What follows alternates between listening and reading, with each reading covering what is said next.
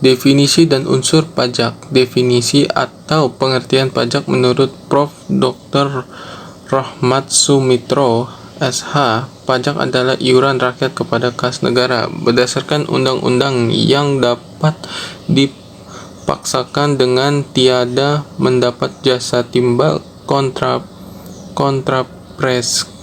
kontraprestasi yang langsung dapat ditunjukkan dan yang digunakan untuk membayar pengeluaran umum. Dari definisi tersebut, dapat disimpulkan bahwa pajak memiliki unsur-unsur A. Iuran dari rakyat kepada negara, yang berhak memungut pajak hanyalah negara. Iuran tersebut berupa uang, bukan barang. B. Berdasarkan undang-undang, pajak dipungut berdasarkan atau dengan kekuatan undang-undang seaturan pelaksanaannya. C. Tanpa jasa timbal atau kontraprestasi dari negara yang secara langsung dapat ditunjuk.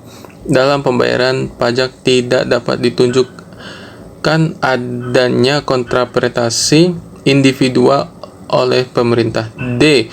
Digunakan untuk membiayai rumah tangga negara, yakni pengeluaran-pengeluaran yang bermanfaat bagi masyarakat luas. 2. Fungsi pajak. Ada dua fungsi pajak, yaitu A. Fungsi budgeter, fungsi penerimaan, fungsi sebagai sumber dana bagi pemerintah untuk membiayai pengeluaran-pengeluaran negara, yaitu pengeluaran rutin dan pembangunan. B. Fungsi regulasi atau fungsi mengatur. Pajak sebagai alat mengatur atau melaksanakan kebijaksanaan pemerintah dalam bidang sosial dan ekonomi. 3. Pengelompokan pajak. A. Pajak langsung dan pajak tidak langsung. B. Pajak subjektif dan pajak objektif. C. Pajak pusat dan pajak daerah. 4. Jenis-jenis pajak. Pajak pusat yaitu pajak yang dipungut oleh pemerintah pusat dan digunakan untuk membiayai rumah tangga negara. Contoh, pajak penghasilan, pajak pertambahan nilai, dan pajak penjualan atas barang mewah, pajak bumi, dan pajak bangunan dan bea materai. B. Pajak daerah, yaitu pajak yang dipungut oleh pemerintah daerah dan digunakan untuk membiayai rumah tangga daerah. Pajak daerah terdiri atas 1. Pajak provinsi, contoh pajak kendaraan bermotor dan pajak bahan bakar kendaraan bermotor. 2. Pajak kabupaten atau kota, contoh pajak hotel, pajak restoran, dan pajak hiburan. 5. Tata cara pemungutan pajak. A. Asas pemungutan pajak. 1. Asas domisili atau asas tempat tinggal. 2. Negara berhak mengenakan pajak atas seluruh penghasilan wajib pajak yang bertempat tinggal di wilayahnya, baik penghasilan yang berasal dari dalam maupun luar negeri. Asas ini berlaku untuk wajib pajak dalam negeri. 3. Asas sumber. 4. Negara berhak mengenakan pajak atas penghasilan yang bersumber di wilayah tanpa memperhatikan tempat tinggal wajib pajak. 5. Asas kebangsaan. 6. Pengenaan pajak dihubungkan dengan kebangsaan suatu negara. B. Sistem pemungutan pajak. A. Official Assessment System adalah suatu sistem pemungutan yang memberi wewenang kepada pemerintah fiksus untuk menentukan besarnya pajak yang terutang oleh wajib pajak. Ciri-cirinya: A. Wewenang untuk menentukan besarnya pajak terutang ada pada fiksus. B. Wajib pajak bersifat pasif. C. Utang pajak timbul setelah dikeluarkan surat ketetapan pajak oleh fiskus. 2. Self-assessment system. Self-assessment system adalah suatu sistem pemungutan pajak yang memberi wewenang kepada wajib pajak untuk menentukan sendiri besarnya pajak yang terutang. Ciri-cirinya: A. Wewenang untuk menentukan besarnya pajak terutang ada pada wajib pajak sendiri. B. Wajib pajak aktif untuk menghitung, menyetorkan, dan melaporkan pajak sendiri pajak yang terutang. C. C. Fiksus tidak ikut campur dan hanya mengawasi.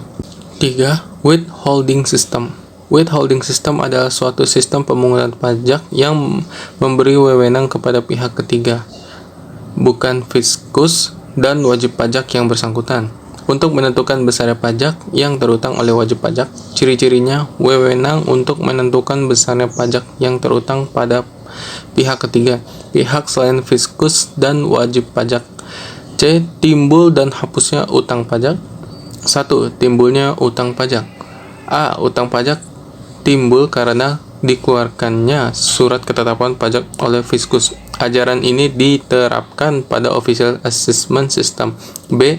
Pajak timbul karena berlakunya undang-undang. Seorang dikenai pajak karena suatu keadaan dan perbuatan. Ajaran ini diterapkan. 2. Hapusnya utang pajak. A. Pembayaran. B.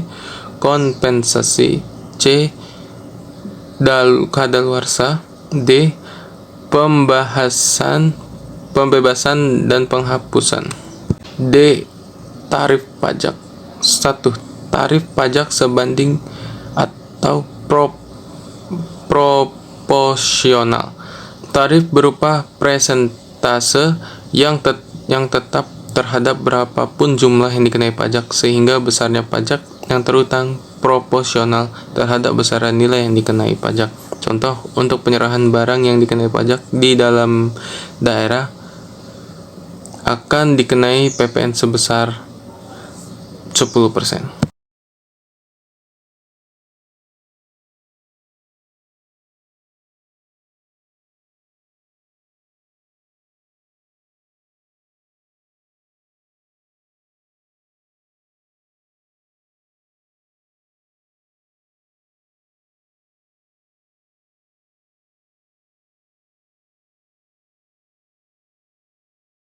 Dua, tarif tetap.